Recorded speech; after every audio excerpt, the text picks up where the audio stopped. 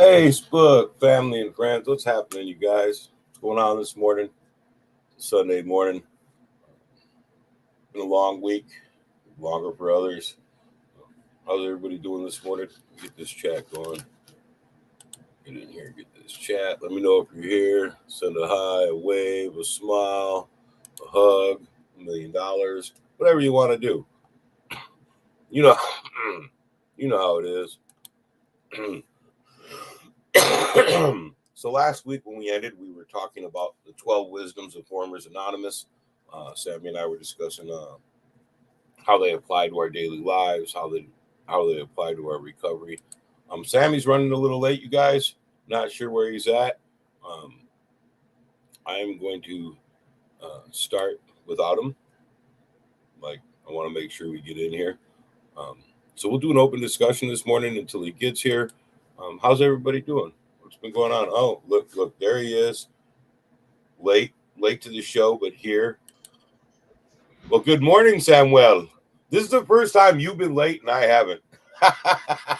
Just so you guys know, normally we start at 9:30. When we don't start at 9:30, it's my fault. I'm just letting you know unequivocally that 99.9% of the time, Sammy is ready and raring to go. Hits me up at like 9:10, 9:15. He's like, "What's up, fool? What are we doing? Are we going on?"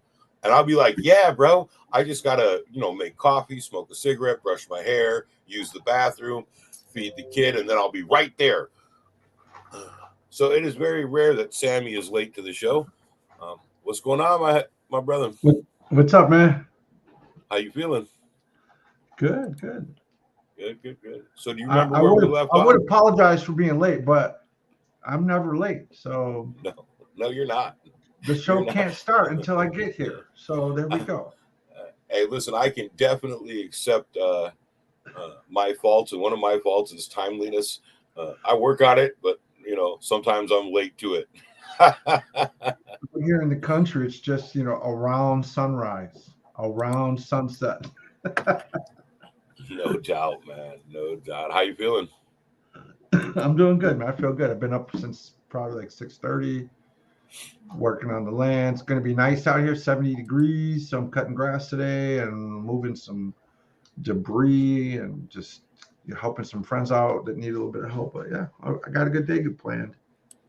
Was that ever a word when we were kids that you thought you'd use debris?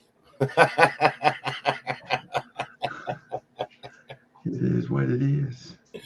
Hey, I was talking to an old homie the other day. They seen him at the grocery store, and I swear to God, it was like we were 15 again. He still talked the same. He still dressed the same. He still acted the same. Like nothing had changed in his life from 15 to 47, right?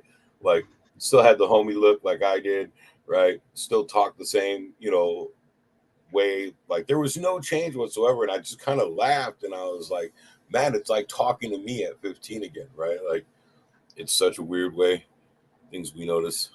I've talked about this before on the show, but so back in so I went to Wisconsin prison after Illinois prison in '92, and I ended up going to the hole right away.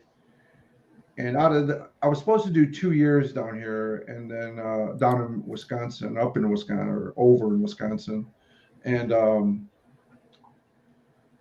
I ended up doing 7, and most of that was in the hole, right? And so on one time I was transferred to Green Bay, probably was around 93 or 94 when I made it to Green Bay, and got into it wasn't even my fight, but I ended up getting involved in a scuffle between the Kings and the Cobras, and a bunch of us go to the hole, and I'm sitting in the hole with this dude named Loco D. He wasn't even a maniac. He was just an LD. He was Yep. old dude, right? But I know local. he still looked like a young kid though. Yep. He's one of the original guys, but he still looks like me. Like I'm 53, but I know I don't look. I've seen dudes that are 40 that look like they're 70. Like Yeah. fuck. Right. Yeah. Um, but anyway, so he's got still youthfulness about himself, and I spent 6 months in the hole with him, right? Yeah. I spent 6 months in the hole with him, and so we were on the same shit back then. Reminiscing about the old days, gangbanging shit, war stories. Now, fast forward, that was 94. So I'm going to say around 2016, 2017, my guy asked me, I was going to present at a prison he worked at in Oshkosh. And he asked me if I would be okay talking to this inmate who says he knows me. And I knew who it was. I knew it was Loco. And Loco was still in the hole. Still in the hole all this time, right? So from like 94 to like 2016, dude's still in the hole. So it's 12 years, right? He hadn't gotten out. He was just perpetually in the hole. And I'm like, hell yeah, I'd love to see him. It's one of my guys, like I'll go talk to him. And dude, I tell you, man, I go in the hole. There he is. Now, imagine this. Last time I saw him was around 94, 95. I'm seeing him. I've been out since 99. I'm seeing him in about 2016, 17. They open up his slide on his door. I can't even make this shit up, bro. He picks up where we left off. Like all he did was pause, hit the pause button on the podcast, and then just hit play as soon as I showed up on the doorstep. Yeah. And I was just struck, like stunned, like and also immediately nauseous. Like I'm not even making that up. Like it made me sick. Like I was fucking motion sickness or something, like, a little disorientating, feel like I gotta throw up. My stomach feels green, like just suddenly, right? And I said, Papa, at some point, man, you gotta change what you're thinking about. Like you're talking about I've been gone all this time, bro. What have you been doing? And he didn't understand the question. He didn't understand the question. And dude, it just tells you how you're more or less preserved when you're in the system like that. There's not Absolutely. We're the lucky ones who learned anything while in fucking prison. Like it's a rarity. You and I are exceptions, And even so, we still came out, and when you look back on day one, right? Just like we were still so fucking behind, but at least we had some sort of awareness that something needed to fucking change. Dude, that was a very eye-opening experience for me, man. I'm not even bullshitting, dude. And it was like and then pause, and then he did. I was like, that was shocking, disturbing. Talk about arrested development. I love that brother, man, but prison is not designed to help you advance in life, man. Yeah, absolutely, man. And what's funny about that is, you're right. It's rare, right? Like, and it's not just prison, man. It's here in the world. We talked about when I'd come home after 20 years, man. I'm seeing, the same homies standing in front of the high school that were there when we were out there. They were still out there talking about I'm waiting on the brothers. It was almost heartbreaking, right? Like to see, I came home 20 years gone, and there was no maturation whatsoever, right? No maturity had happened while I was out or while I was away, and now here I am trying to search for something that's going to keep me from going back, right? Like I just needed to find that one thing that was going to keep me from going back, and I thought some of the older brothers, right, like myself, had some type of guidance for me, and there was nothing, right? It was just nothing. It was like, hey, what's up, homie? You coming down here to hang out at Horlick? Hang out at Horlick? I'm 38 years old. I'm 38 years old. Why would I hang out at Horlick? Like, what's there for me? Dude, I ran into a brother who I met in 1980. I was a shorty. He was a grown-up. I first met him when I was 11 years old in 1980. and we have, we're in the same crew, same folks, but I'm a kid when I knew him. And then I go to prison, I come out and I'm 22, and there he is still, right? But he was known as a hitter, and that was back 92 through like 96, 97. I ran into him right before I moved out here. Lo and behold, he was working at a one of those little like Ace Hardware kind of thing, right? I ain't gonna say his name because I don't want to shame him, but I was a kid when he was an adult, so I'm guessing, if I'm in my 50s, he's probably 60s, maybe early 70s. But again, still looking youthful, right? He was real gray, but he was still very youthful. But you could tell, he's probably in his mid 60s, I'm gonna say. He invited me to a junta.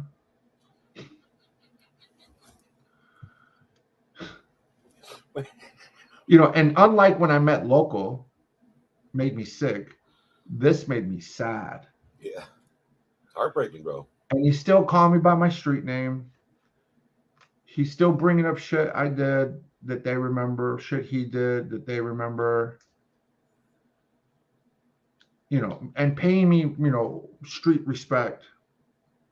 And I'm like, bro, Amor, I love you. I'm happy you're alive. I'm happy to see you working here, making keys.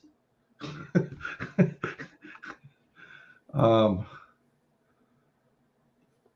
I'm like, I'm a dad now. I'm a counselor now. Like, I'm like, I would never go to junta, bro. Like, I just, unless you wanted me to go there to talk about why we should get out. Like, I'm like, I don't understand how you're still in this. What happened? And he's like, oh no, come on, bro, it ain't like that. Like I could see it. He was hurt by that.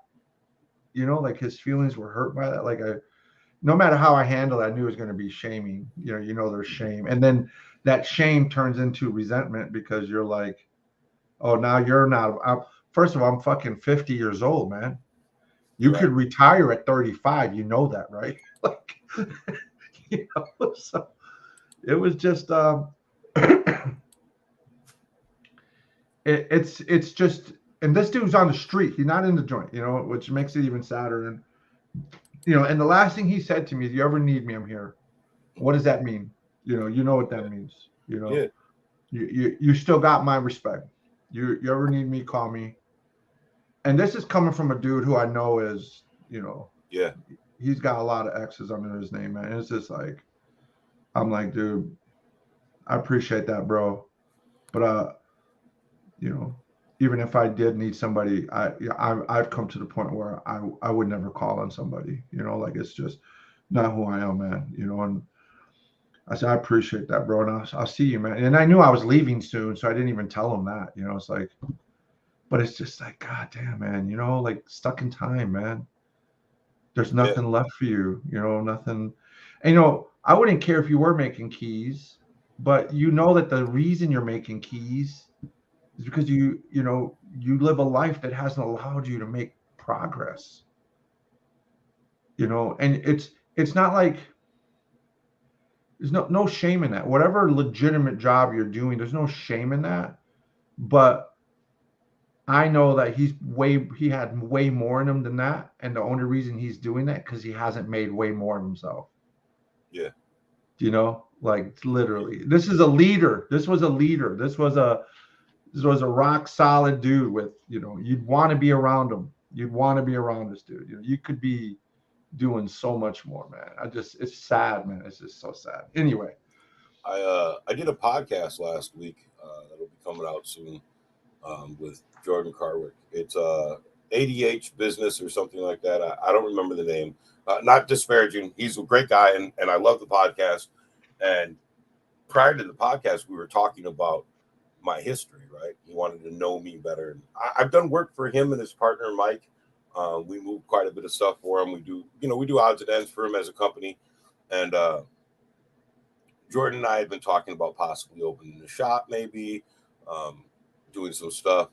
And he just wanted to know my background better, right? He was like, man, Monty, you do really well. Can, you want to go on this podcast and talk to me about, entrepreneurs and building business and getting in there. And I was like, yeah, sure. I'm down with it. It sounds like a great idea. And, I'd love to give my knowledge of whatever little bit there is.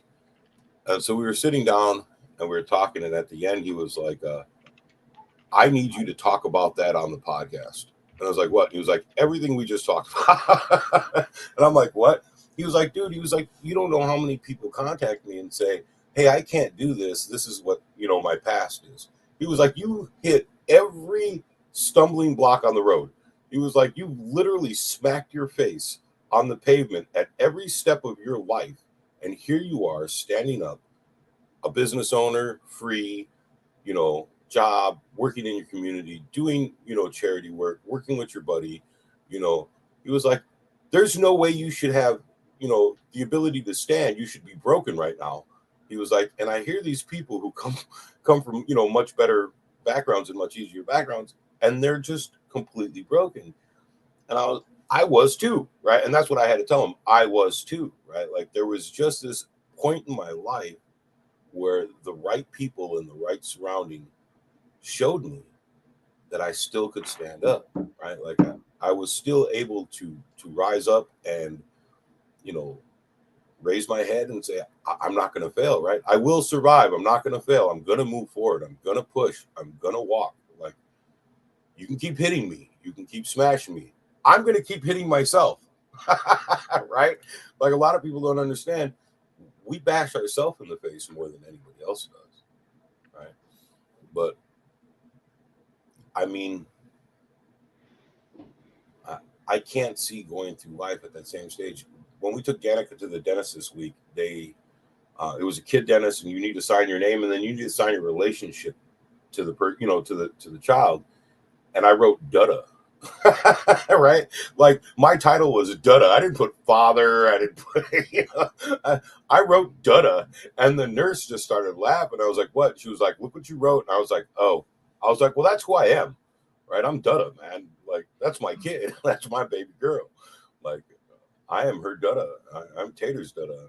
I'm Alana Step Dutta. Those titles are so much more important in my life than any title I held prior to. Like I get what you're saying when you walked in and had to tell them, listen, man, I'm a dad. Do you dig what that means? Like, do you understand the implications of that statement? I'm not your brother anymore. I'm not your hermano, your carnal. I'm not your paisa. I'm a dad, bro. Like, And there's so much beneath that.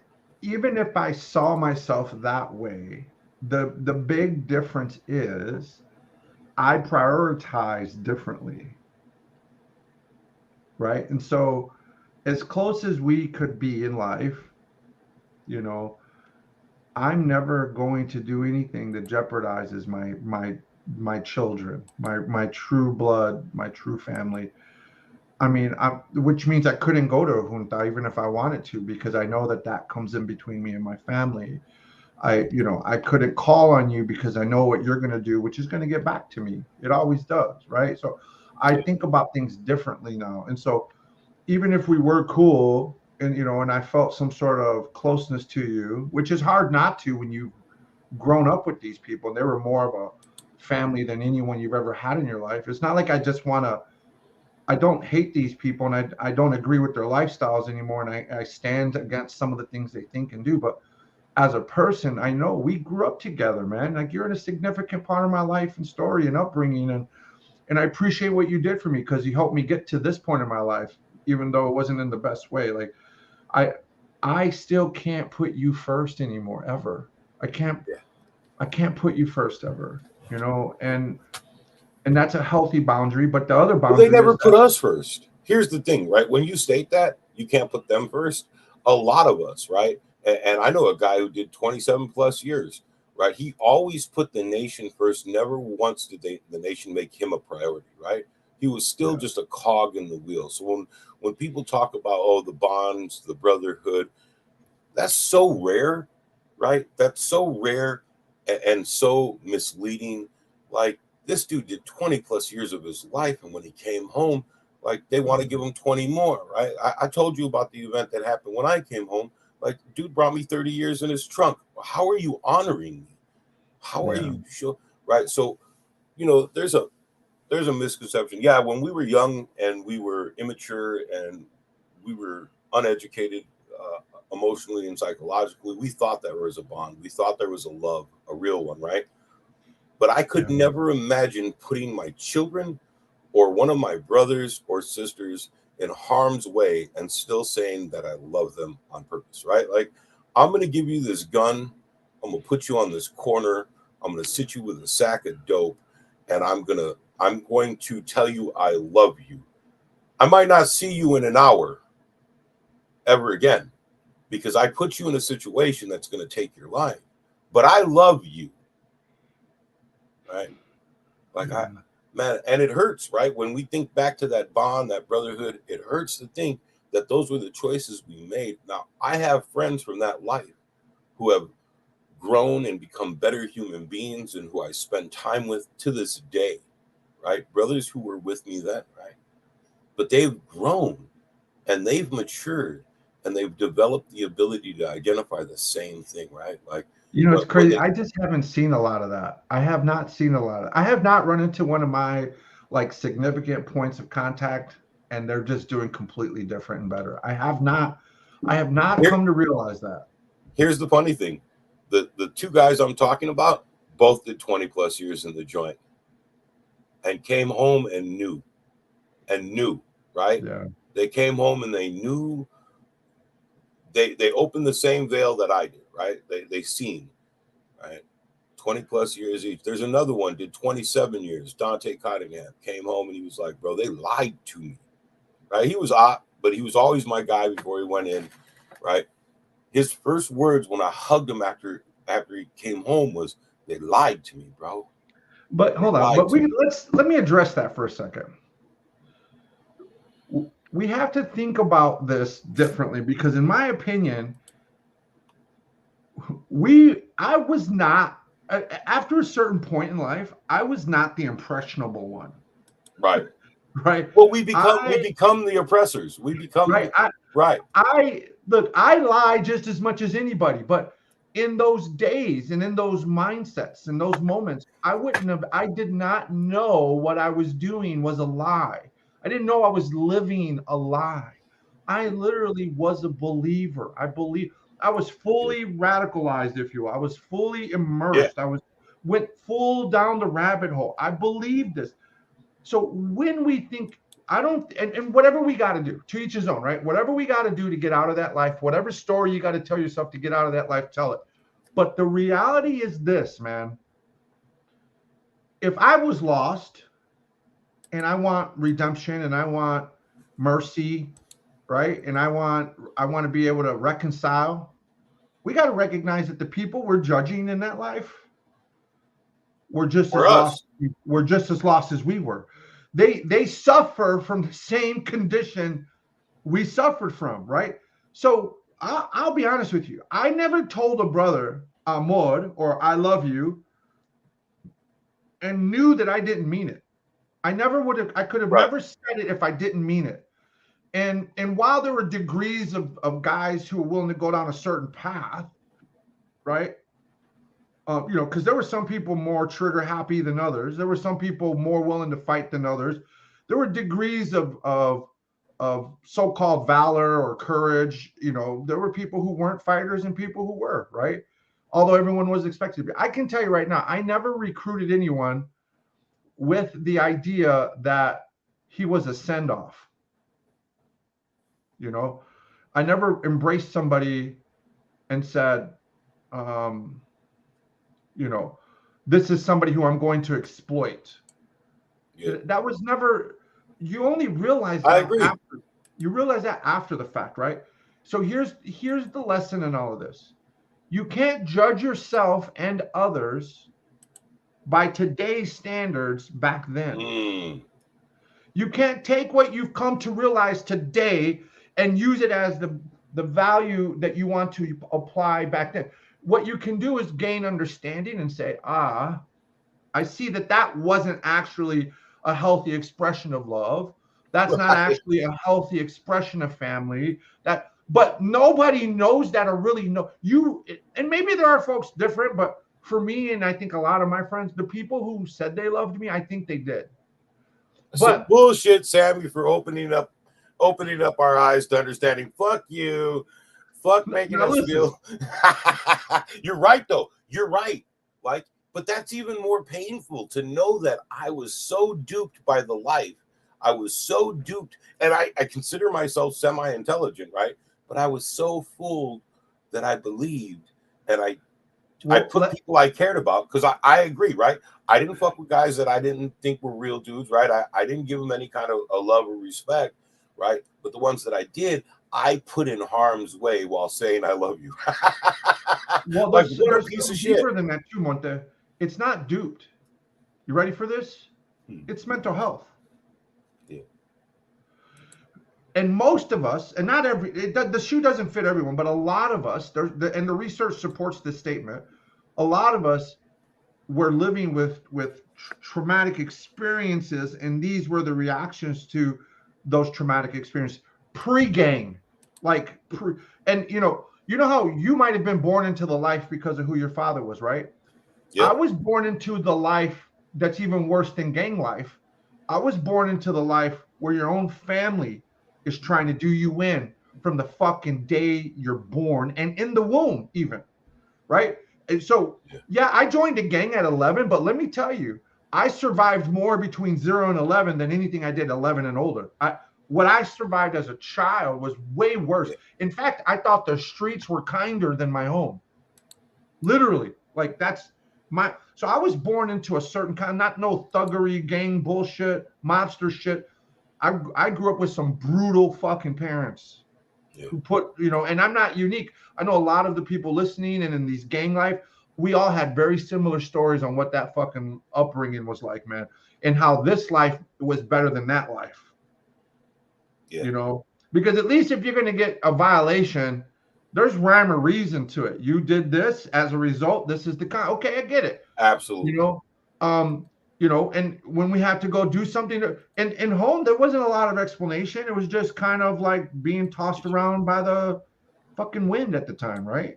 So I think we have to think it through when we talk about the past, and we all kind of get to that point. Sorry. We all kind of get to a point where we start to realize things, because before I was like, yeah, I was duped. Or yeah, these dudes really didn't love me. But as I got older and more experienced, I realized, like, wait a minute. When I told you this was about the nation, or this was the mission, this was the life, right? Here's the literature. When I said the prayer and I stood there and I fucking in that circle and said the prayer, I meant it as much as I would have meant the Our Father when I was a Catholic, right? Like, I meant it. It wasn't until later my values shifted that I realized, like, okay, this is fucked up, And as a father in gang, thinking I loved my kids. Now, you're going to tell me I didn't actually love my kids? No, I loved them, but I didn't express it healthy. I put other things, and so I learned a better version, a healthy version of maybe what we want to call a true version. But just because something is false didn't mean that when it was given to you that it was intentionally false. I'll tell you, here's what I'm comparing it to. I'm not justifying anything or trying to minimize my terrible acts in life, but here's this. If I'm an adult and I'm a pedophile, so to speak, I'm looking for someone I can exploit, like, knowingly. I know what I'm doing is this. I think the intention is a little different, but I guess the end result doesn't matter because everyone still gets hurt, right? But when I was protecting this kid here, it wasn't so I could get something out of him. I didn't knowingly think I was going to get some, but did I have expectations? Yeah. If I got your back, I'm hoping you got mine. If I don't snitch on you, I'm hoping you don't snitch on me. Like, it kind of like fair exchange versus the other things. But I guess you could say I preyed on children too, because I recruited lots of kids. And a lot of them were in the neighborhood. A lot of them were being brought up. My kids were in the neighborhood being brought. I recruited my own kids into the gang. I didn't know. I thought that was the way to go. Yeah. I saw no harm in that. I'm not saying I'm guiltless of exploitation. I'm guiltless of, selling a dream. But in those moments, you you couldn't have told me that I was doing that on purpose, knowingly. I thought this was the way to live, and I think my Hafez and everyone around me thought so too, you know. Now, do I think I've ever was taken advantage of? Yeah, I'm sure I was willing to do things that other people weren't willing to do. But I was willing to do that so I could earn my stripes, so I could try to prove myself. But I'm sure when I look back, like, why didn't that motherfucker go attack the warden? But I do know other dudes who did. I do know other dudes who did attack the warden. Shit.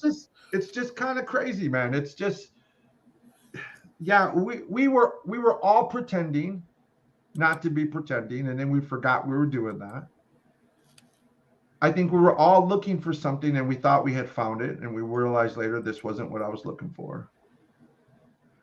Now, some of our listeners might think like, wow, you're making an excuse. No, trust me, I've done thousands of hours of work on myself.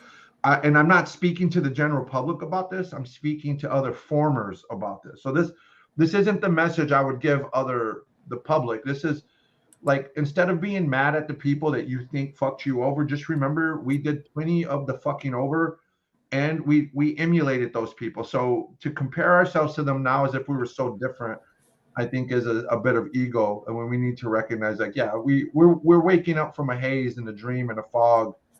And it was so hard to tell that the dream was a dream and not reality. And now that we're in reality, we can't believe that this is reality. Yeah.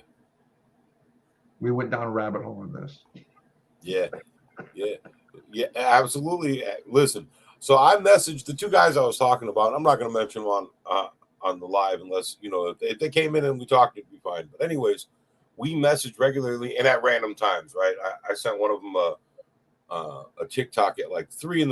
the other morning. I couldn't sleep, and he messaged me back immediately. And then my response to his message was, bro, can you believe that we're messaging each other at 3 o'clock in the morning in the real world, in our homes, with our family, our loved ones, right?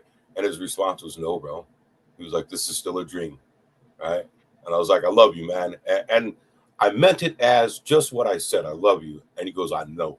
I love you too, right? Like, dig, bro. That type of life, man, that was nothing I could imagine, 30 years ago. Like, you couldn't have imagined it because there was never a representation. What was there to compare to? Yeah. There was nothing in my environment that allowed me to compare what my environment was to. I never saw the good side of life. I didn't even get to watch TV as a kid, so I didn't even get the examples from TV. And when I went to school was a fucking joke because I was always being beat up and bullied because I was fucking smelly and bruised up all the fucking time. Yeah. I was smelly because my parents wouldn't let me change my clothes, or they'd make me piss or shit on myself, literally force me to, and then send me to school like that. What the fuck could I do about that? And I'm not talking teenage, I'm talking 6, 7, 8 years old, and the school not even giving me a change of clothes, not stopping there was nothing to compare. This was just normal. And then the streets were a better normal. Became a better normal. As violent and as brutal and as cold, as hungry as ever was, right? Just normal. So our whole, and the reason I have to always put a disclaimer is because check this out. As well as I do, there are kids that come from what look like good homes. There are kids who come from money, kids who come from, education and still join this life. So that's why I'm like, this may not be everyone's, method of how they lived, but they have a different set of issues. And of course, you never know what's going on behind closed doors because we know alcoholism, abuse, sexual assault doesn't know any race and doesn't know any boundary of money. Who knows where they were coming from? Right. No doubt. Some of those kids just wanted excitement, but why? Why would they be looking for that? You just never know, man. And so for me personally, to each his own. Like I said, I don't judge anyone, but teach his own. I'm at a point now where I realize I was no different than the people who lied to me. I actually used the same methods they used. When I said I love someone, I meant it, and I'm sure that I want to believe that those people meant it in the best way that they could demonstrate that, right? And it's only after therapy and changing and self-help that I realized, like, that is not healthy love. That's brokenness, that's woundedness, that's trauma, that's psychosis, that's mental health issues such as personality disorders or fucking, being a sociopath. Like I trust me, I know I'm a sociopath. I know it, but I'm a sociopath in recovery. I live with that diagnosis, but I'm in recovery. Right. But I know I still have those traits, man. Mm-hmm. Julie asked me the other day if Mato got sick, what would you do? I'm like, I could put him down. Right. Right. I'll do it. Save us a couple $100. Like, So we had a dog, and she was normally really gentle, and she bit my tail. And my response was to get a hammer, right? Like, if she bit him now, she's going to bite him again, right? Like, we loved her. She was an amazing, and it took the voice of someone else to be the voice of reason. I'm like, well, no, let's see if we can give her to somebody. She bit my kid, man. Like, she gets the hammer. Like, that's the way it is, right? But like, I didn't make the rules. I didn't make the rules. The rules made me. Right. The dog gets the hammer, right? She bit my goddamn kid. So Julie was like, could you really do that? I'm like, yeah. It's a dog. Dude, I get so mad. And so those of you in chat and my viewers who have pets that love them dearly, please don't ever disrespect me by saying this is my child. That is not your child, right? Like, that is not a human being. That's not a kid. It's an animal. Like, if I was hungry enough, I would eat my cats, right? If we're set in a situation where why are we going down this rabbit hole all of a sudden? We're not eating animals on farmers. These are not the views supported. I'm just saying, for me, listen, the reality is this. Look, this is what happens when we tap into animals are animals. I'm a human being, right? My children are my children. As a parent who has children and lost children, your dog, your cat, I don't care how close to you are, is not your kid. For the record, we're all in recovery here. We're not recovered. But yeah, I mean, like, if I was starving to death, I would cook my dog or my cat. Like, listen, there's no doubt, children, my actual human adults, but I'm not gonna let you come in here and hit my dog either. You know what I mean? No, absolutely not. But I get what you're saying to a point. I couldn't parent.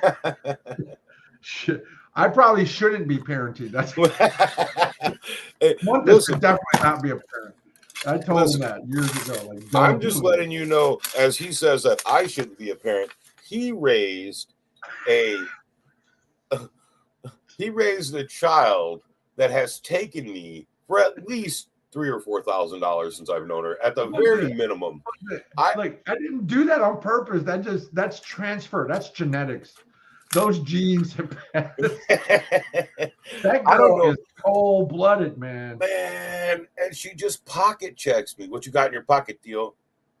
Like, and the one time I hid my wallet, I left it in the truck. I was like, I ain't got no money, man. I ain't got. She was like 9. She like went to the truck. She was like, you got some money somewhere, Theo. I'm like, man, kid. Hey, man, listen. What were we supposed to be talking about today? 12 wisdoms of the 12 wisdoms of farmers. We're so far away from any wisdoms right now. Sometimes. But hey, this is just real talk, right? Like, this is just. And how did this start? I don't even remember. Like, we just got on a whole tangent here. God. There's no firm rules to the show. No, but this is an interesting factoid, and I think it's something that, as formers, because again, listen, when we talk about empathy for criminals, we're not necessarily asking the general audience to understand what we're talking about. This is directed at other formers, right? This is directed at people who are trying to understand their loved ones, people, and what would get them further. But victims, we don't really have. I wouldn't say that our points and perspectives are directed at you. If they're helpful, great, but they're not directed at you, right? So I agree with Heather. Heather, me and you must be like spirit twins because like we have a lot of the exact same experiences, right? And it's so we're trying well all so why would I even say, hey, why shouldn't we hate or talk so shitty about the people who we realize in hindsight led us down a bad path? Because I believe understanding behavior versus judging behavior gets you further in life. It gets you further in your recovery. When we can understand what's happened, understand the psychology, understand the emotional impact, understand, the lifestyle and the consequences, and we understand things then based on who we are now, we're better than judging that. That's why it's important not to judge yourself and others based on what you know today back then. You can assess it, evaluate it, compare it, but you don't need to condemn it. It's not some, we can condemn the lifestyle, but like I said earlier, I believe even the worst of us are doing the best we can with what we know. And that's the trick. It's what you know then, not what you should have known, not what we think you should know from here looking back. It's what do you think any human being wants to be in the hole 12 consecutive fucking years? Right. Mousy was in the hole like 20 fucking 4 years. And then when I ran into him again, this other dude, right? He was working for a law firm collecting testimonials of men and women who have done long time prison time in holes, right? Like segregation. They were trying to create testimony for Congress around the impact of segregation.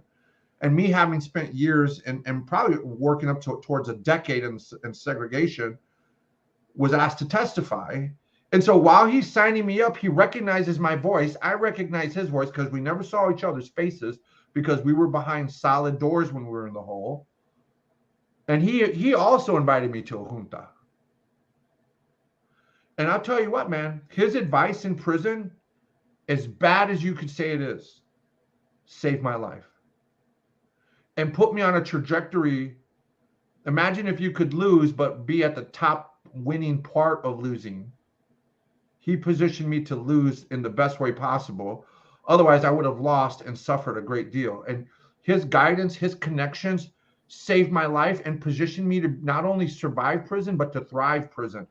And it was terrible the way I was living in prison, but compared to the way other people were going and dying, it positioned me well.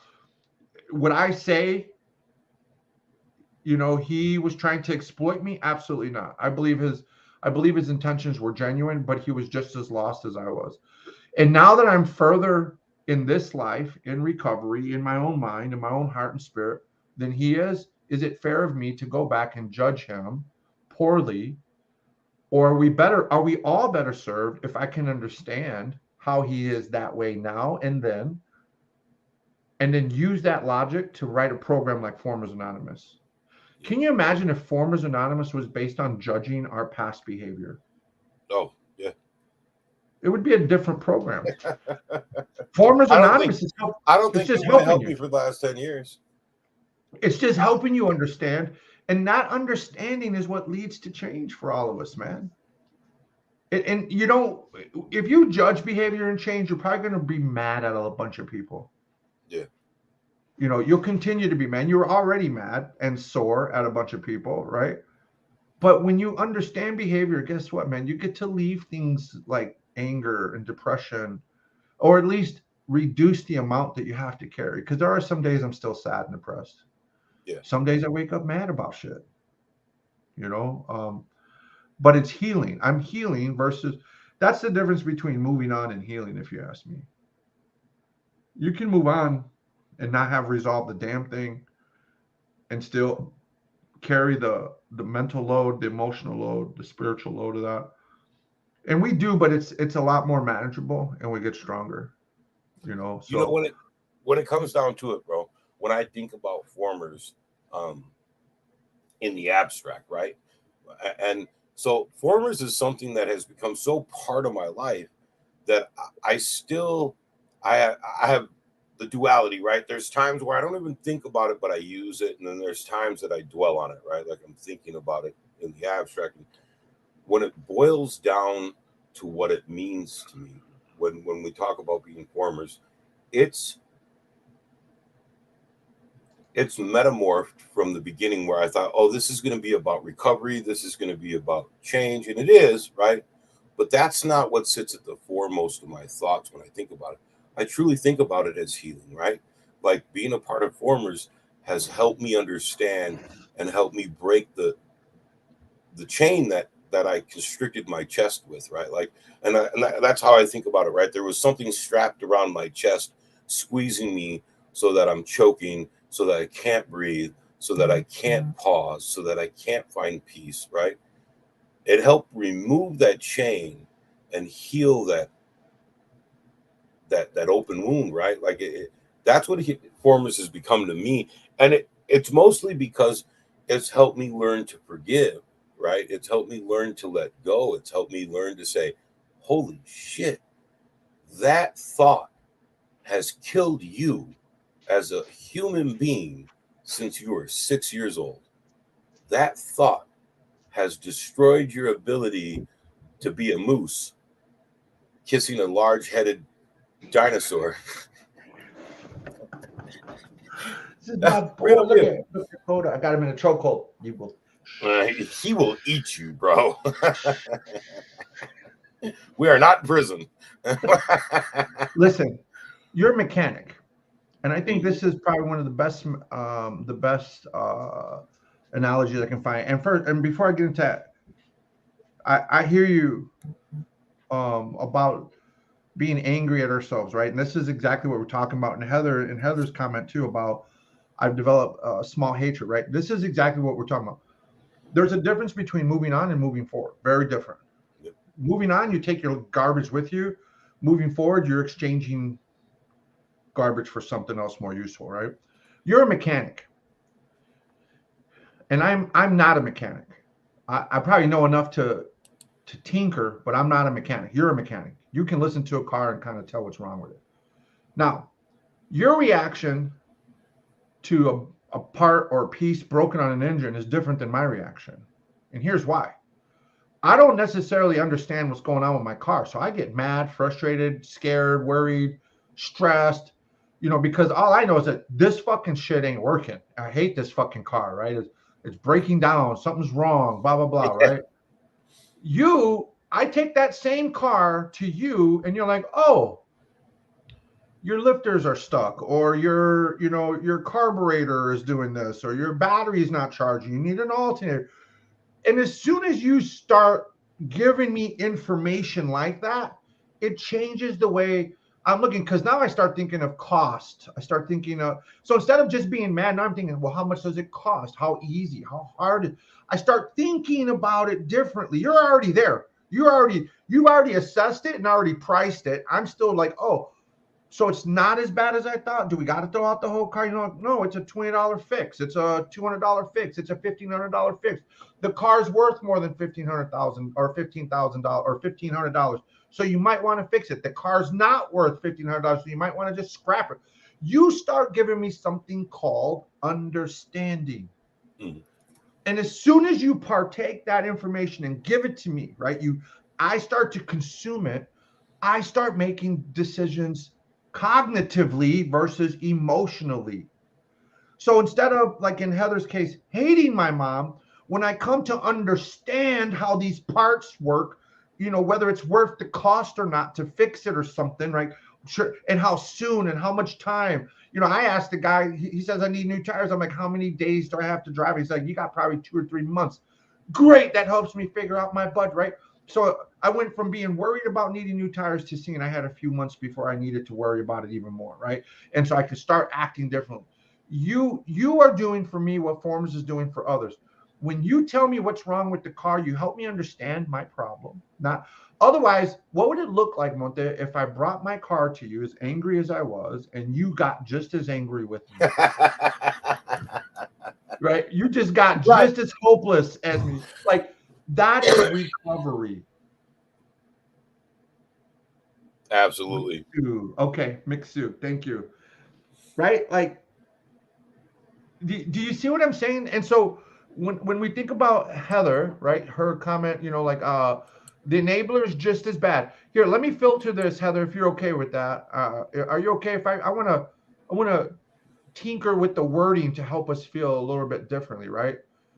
So it says the enabler is just as bad as the abuser. What did we just say, Monte? If you had to filter what I've been saying to you about this guy was just as bad as I was, how would I phrase that? How do you think I would phrase that?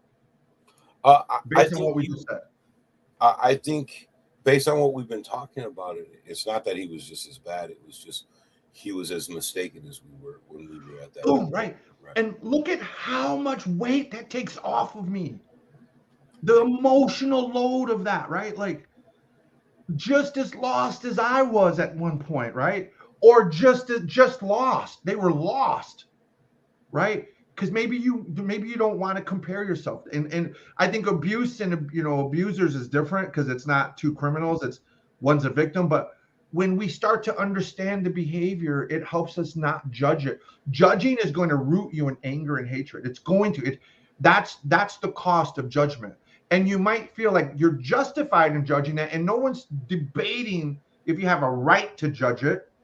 What I'm challenging is the effect on you if that's the method you use to deal with what you're talking about. So it's One not of whether the or not you're right or wrong about how you've assessed it. It's if you use that lens to assess it through, what is the emotional cost to you? What is the weight you have to carry now? one of the most powerful things you talked about was when you were in treatment and you had to think of things from your mother's side. And Oh, yeah. It was the first so time I could that empathize. Yeah. Yeah, and thinking about that, like even like you see, I just started to choke. I just started to choke up because I wanted to cry because I remember being at that same experience, right? When thinking about my father and what he did, and Mm-hmm. me and what I did to my son, right? Like the echoes, right? You can see it. Like my dad abandoned me and spent the majority of my life incarcerated and under the influence of heroin. And before my son was even able to remember my face, I repeated that cycle, right? Like I did the same thing. And I know exactly how my son felt when he laid in bed wishing his dad was there because I had felt it. And then I realized that all that hatred I had for my dad, right? Now I understood, right? Now I understood. And I had to stop and breathe and say, I What forgive you. happened to the hatred, Monte? It turned into a pain, and then it turned into a forgiveness. Now I understood when I was in prison, because the only time I ever knew my dad sober and clean was in prison. We spent a year together at RCI, and he talked about heroin and his addiction, right? Like he had when he was sober, and we realized we were both adults, and I still loved him, and he still loved me, and we spent every day together. He wanted to talk to me about his addiction, and he wanted to explain it. It was important to him, and I am so thankful that he did, right? Like he explained how deeply he loved his children, right? And explained how being a failure, right, was so hard for him that he ran to heroin to forget it for a moment. He knew that it would be short. He knew that he would need to do it again over and over and over. But to relieve that pain of knowing that he was not a good dad, not a good husband, not a good person in his judgment, right? He knew it wasn't worth it, but to just be free of that pain for a moment, right, was enough to get him to go to use heroin. And so for me, the pain of that knowledge and then the understanding of what my son was living with and the understanding of what my father was living with was was really the breakthrough for me to say I can't hate you forever, right? Like I'm sorry, I'm the same thing and I didn't do it intentionally, right? I didn't want to leave my son. I didn't want to abandon my family. I didn't think, oh, I knew it was a possibility as I'm doing these robberies, right? But I didn't think I would leave my kid during, while I was doing it. There was no thought to Like I could die and abandon my kid forever. I could go to prison for 30 fucking years. Like when you talked about it, and I really didn't understand the whole situation until you explained what happened with your mother, right? Like this conversations with my dad happened in 2003. It's 2023, right? It took 20 years for my emotional education, right? Like to grasp that and say, I'm sorry. Because up until last year, right, when I really thought about your conversation about dealing with understanding what your mother put you through, right? My dad and myself were the two things that I hated more than anything in life, right? I just despised what I did to my kid, and I despised my dad for doing it to me. And that's where it ended, right? That's where the door was. There was no door. It was just a wall, right? That's where I couldn't go through. I just despised both of us, right? Like I couldn't get past that. And then when I really thought about what you had said about moving past your mother and why, right? Like why? That's when I got it. That's when I laid down and I understood. You know, what's interesting is, so it took you 20 years to get to that realization, but within that 20-year window, there was growing and happening. And so you have to kind of think of it like a Tetris. Mm-hmm. You're constantly finding things that come down the pipeline, and then you find a way to get them to fit, right? Yeah. And then eventually, and so that doesn't mean you're not getting better over 20 years. What it means is that you're getting better and more understanding over 20 years until that unresolved point comes in and lands exactly where it needs to be. It fits perfectly, right? Just like becoming a mechanic. Yeah. Yeah. Because 35 years ago, if you brought me your car with a bad alternator, I would have kicked it and screamed and been angry at it. And now you pull up and you're like, hey, sometimes it starts and sometimes it doesn't. All right, let me take a look. I'll tell you, it's probably the alternator. Easy fix. Don't worry about it, bro. Right? Like, let me tell you what's going on with me right now. I laugh at myself all the time because my neighbor Buck has a bunch of cars in his yard that are rust buckets and look like a junkyard. And so here I pull up, day one, I'm like, he must be a fucking, he must be like a hoarder. He's got all these fucking cars and car parts. Right now in my fucking front yard, I got 2 vehicles that aren't working just parked there. And I'm like, oh, this is how that shit happens. I got 4 in my driveway right now. This is how that shit happened. Let me see. We got, man, first of all, let's recognize the comments, man. We got some heavy disclosing going on. We want to honor you. I hope. Want to honor you. We see you. Thank you. I'm reading this last one. It's kind of long. And Mixu is also sharing her insights, right? Heather basically said, I think it would be different. Of course, we think it would be different, right? I haven't even gotten to that. Caught me. Let me tell you about this part right here. It's very human for us to think the grass is greener on the other side, right? But it is a major assumption to believe that different means better. Because, and not that this is a poor attempt at empathy. It's not even empathy. I'm just being realistic right now, and it might sound harsh. There is dog shit on both sides of the fence. I grew up in Texas, and let me tell you what was in the grass. These little bitty spike balls. They were little bitty. Think of a pea with a bunch of hard-ass spikes in the grass. You couldn't even play in the grass because like walking on fucking cactus. But believe it or not, there are motherfuckers in Texas who can walk on that shit barefooted. I don't get it. I've never been able to do it. So we think the grass is always, and we know it would be different, but we assume that the fantasy that we play in our head is what that would be like, and that is not always the case, right? I'm 46, still lives like she wasn't the victim, of course. She made a comment the other day in front of my daughter about me running away. Holy shit, Letty. I'm trying to heal, but this month can't let that go. This mouth can't let that go. And, when you come to understand that, then you start to establish different boundaries. Before I understood that I shouldn't take my kids around my mom, I was trying to take my kids around my mom. And then one day I realized, holy shit, this is crazy. I'd be crazy to expose them. Or you have to put like limitations on the exposure. And I hate to say it, but you might also have to prepare your kids. You might have to have a breakdown discussion about, hey, why this isn't healthy and what grandma said isn't healthy. Like help them process that. If you don't, like if you still have somewhat of a relationship, but they tend to say dumb shit like you're to blame for all our family problems. now you gotta break that down for your kid, or determine if that's what you want your kids around all together. And so proximity, duration, what's the dosage? How much of it can you take for it to be okay before you start? And there's always warnings on the dosage, right? Like, do not take more than 2 doses in a day. And here we are in our 6th dose in the morning, right? Like, so we got to be mindful. And so, holy shit, lady, I'm trying to heal. Holy shit means you're not at the point of understanding what you're dealing with yet.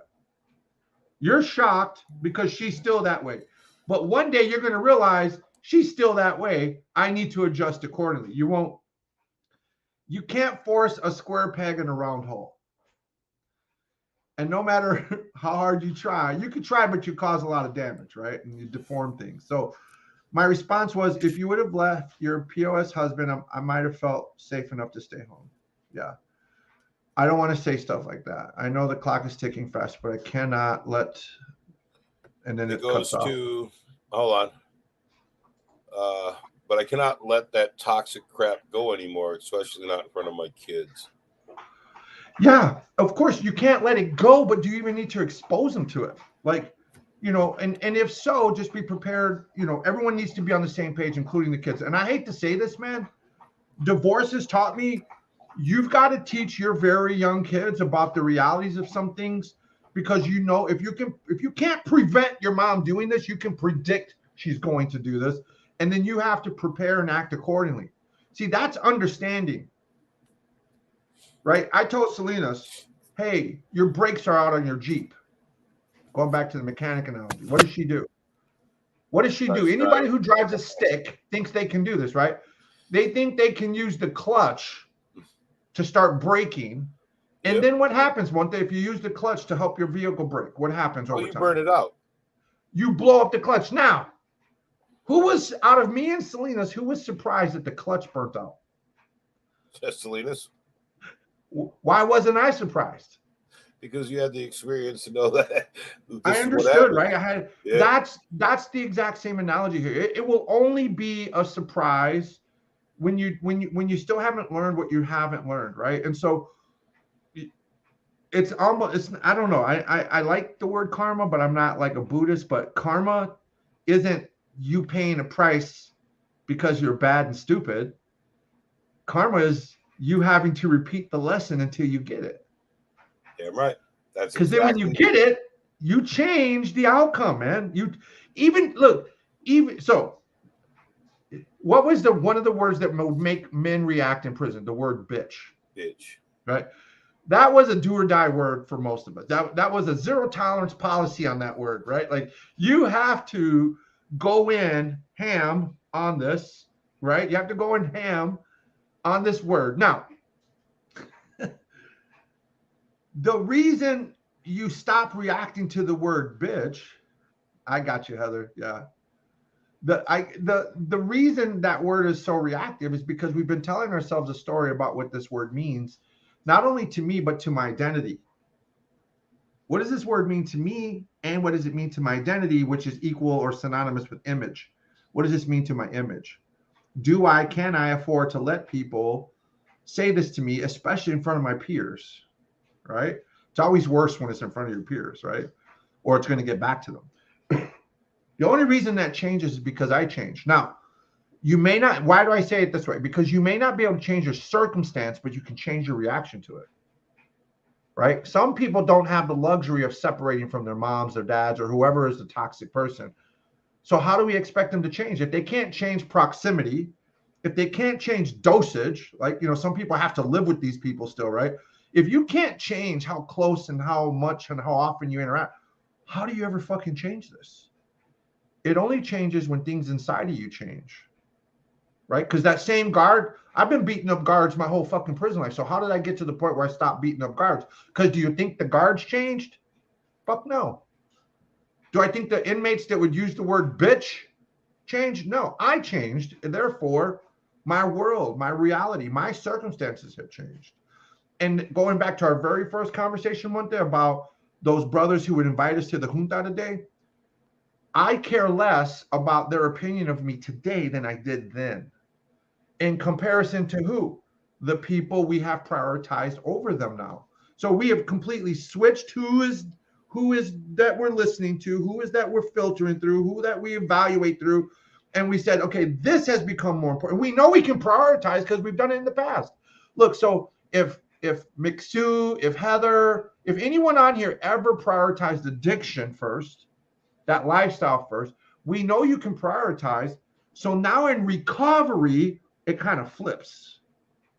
And now you start prioritizing your own mental health, your own spiritual health, your own emotional health, your own daughter, your own son, yourself. All of that becomes different. And we may not even ever get to change the people who are like this. My mom is in the same age, same mindset as the same person. Guess what? My oldest is 20. My youngest is 14, and they will never be put in front of that woman. And as much as that hurts to say, I know it's the safer route for them. And it doesn't matter to me that the clock is ticking because nothing has changed. And so no matter amount of time is worth the exposure to that toxicity. I've determined that. But I've also given my family an extended family. So they have many grandmothers, many mothers, many grandfathers, many fathers, many tíos and tías and abuelas and joca and choca, right? They have a community. I have replaced what's been missing with healthy, loving, nurturing people. Do we talk about my mom? Absolutely. Do I let my daughters know they look like their grandma? Absolutely. I show them pictures. And they want to be like, don't, because they want to evaluate that with all the bad abuse that they know. But I'm like, no, she's a person. This is your grandma. She's just not the person we're going to ever be around, though. Things haven't changed enough. And I couldn't put you in danger like that. Because trust me, I know Heather and, everybody else. Her words are more harmful than any physical abuse she's ever given to me. Yep. And she has managed, even with this distance, to cause pain in my family.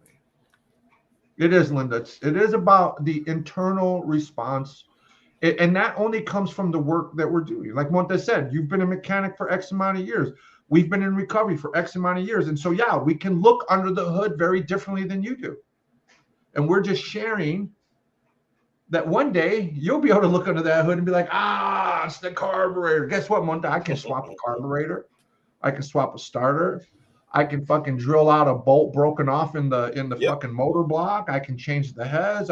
But I wouldn't call myself a mechanic because I have to take the lead from someone else to tell me what I'm fixing. 10 years ago, you called me to ask me if I could put some bolts on your fence. 10 years ago. You remember that? See my fence, man. It's acting funny. Could you fix it? I went over. I was like, yeah. You just put a couple of bolts here, and you're like, oh. And literally, bro. And then today in your garage, you have as many, if not more, tools than I do. Guess what I picked up yesterday? What? A log splitter. There you go. See what I'm saying, bro? See what I'm saying? I love it. Now listen, as the 10 years have gone, this decade has gone by, and you have learned. And I remember you calling me and being like, hey, bro, could I weld this to that and make this, right? That exchange of knowledge that I gave you is the same exchange of knowledge that Formers and you have given to me emotionally, psychologically, therapeutically, right? Like, and I'd like to say we stand as equals in some things, and we do, but when it came to my recovery, I know I could succeed with or without you, but I don't think my path would have took me to where I am now, right? Like, having Formers in my life has been life altering, right? Like, having that support. And so I talked to a lot of people about this, right? And I talked to a lot of people about this. And that's the one thing that I always try to impart. Like, you can do it on your own, it's possible, but why would you want to hurt yourself to heal more when you have a group of people who will hurt with you and help you guide through that, right? Not by telling you what to do, not by making you make choices, by just saying, hey, listen, this is what I did, this is how I healed. Do what you got to do it too, right? Here's my example. I'm not going to tell you what to do, but this is how I got to where I'm at. Hope, strength, and experience, right? That's right out of all the models here, man. That's all we can share. But to your point, Monte, listen, I have been put on I've taken and been put on a path that has helped me think this way. And I know and I recognize this is very rare for people to have been blessed in the way that I have with the leaders and the mentors and the coaching and the insights I've created over life. So my job, I'm sharing with you what people have shared with me. That's it, right? And these people they were further along in life in certain areas that I wasn't. And so what they did was I was behind and they helped me catch up. And in some ways I've passed some people, but I cannot say I got here without this. Yeah. I got here because of this. I didn't get there because I couldn't have done it on my own, to your point. But look, I've always said, and I lead with this, iron sharpens iron. So does it matter if the iron is just out of the forge and cured and hardened, or if it's 100 years old? No. Iron against iron will sharpen each other, right? Some will have more wear and tear. Some will be stronger. There's different strengths of iron. But iron essentially sharpens iron. And so in the same way I've made your life better, you have made my life better. How many hours have you put into the vehicles for my children, for me? Like, it might sound like, oh, you're just fixing my car, but it was more than that, right? It was pouring, it's a love language in many ways, right? You're pouring yourself into helping my family stay on its feet. Kind of like the way Nick did, right? Like Nick is as fucked up as some of his life was. Nick put a lot of himself into people in their cars. That was your love language, right? And then it became more as time went on, right? These were the ways we started. Recovery is how me and you started. Vehicles were in many ways how our friendship started, right? My kids became a motivating factor for you to pour yourself into my family, your family, all this stuff.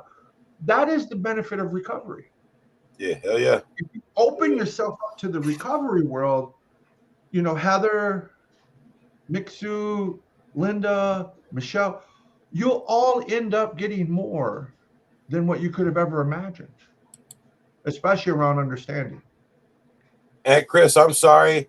I don't know why you haven't. I'll make sure that I double check and send you a link in your chat every week. Well, let's give her notice now. Yeah, we're here every Sunday at 9:30 a.m. Yeah, all you got to do is turn your computer on or your phone and go to Facebook and check us out. What's funny, Sammy, is I was meeting with Dante Cottingham, and he's the assistant director at Expo down here now. He's been home for less than 10 months, less than a year. He was doing a talk, and I was there filming with him, and somebody had asked him, you've been out such a short time, how did you get to where you were? And he just turned and he looked and he was like, they were men and women who came home before me that paved the way so I could start here instead of starting 20 years behind, right? That's what we do, right? Like, and Dante turned and he was like, I love you, bro. Thank you, right? Like, being able to know that there are guys and men and women who are coming home who think of me in that manner, right? Like, Monte, you help make it so that I'm not starting at the 0 marker. I'm starting at the 80 marker. I just got to get to 100, right? I'm 80 miles ahead or 20 miles ahead or even beyond that. Like, dude, that was such an honor, right? Like, I can't imagine. I can imagine how it feels when you see that now, right? Like, because now I'm seeing.